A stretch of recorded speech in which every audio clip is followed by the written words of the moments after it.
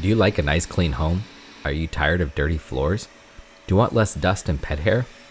Well, in this video, I'm going to give you an honest review of the Roborock robotic vacuums. We'll discuss the pros and cons so you can better understand if they're right for you. This is not a sponsored video, and this robot has been working almost every day in our house for 2 years. I have the S6 model, but there are newer versions. All Roborock models rely on the same tried and tested mapping system and are easy to use in the app.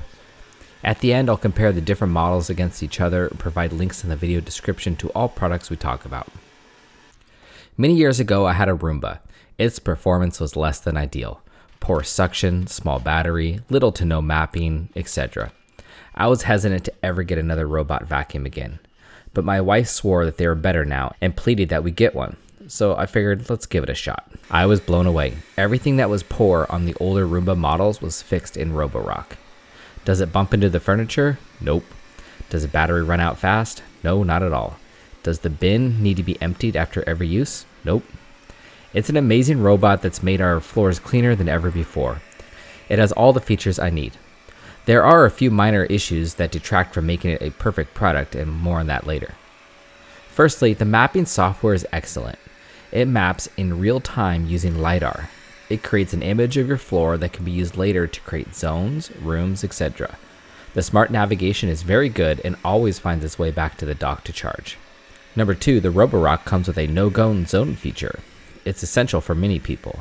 This allows you to build a fake digital wall so you can prevent the robot from going underneath certain things or different rooms that you don't want. You can be very precise about it. For example, mine would get stuck under the oven, so I simply added a digital wall there and it's never happened anymore. Number 3, the battery life of Roborock is impressive. It can clean an entire 2,000 square foot home on a single charge, and that will typically take 75 minutes. It has great suction power and you can choose between low, medium, and high. The dustbin is sufficient for many days.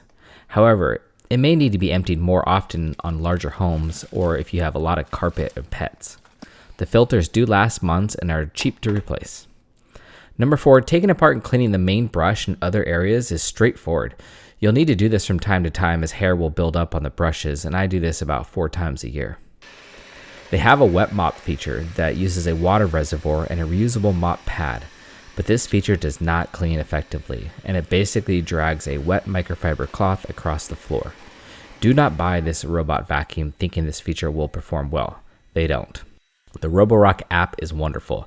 It quickly connects and is very easy to program different schedules, zones, and rooms. For example, I have ours clean the kitchen every night at midnight while we're sleeping.